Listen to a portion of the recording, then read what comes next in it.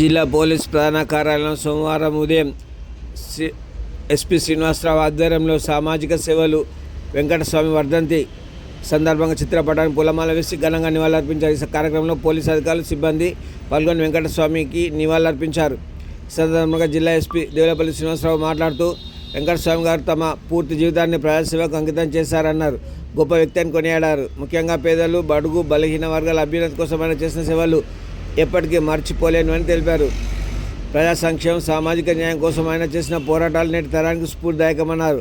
విద్య, ఆరోగ్యం, ఉపాధి వంటి రంగాల్లో స్వామి చూపిన దూరదృష్టి, అంకితభావం వల్ల అనేక జీవితాల్లో వెలుగు నిండిందని ఎస్పీ పేర్కొన్నారు.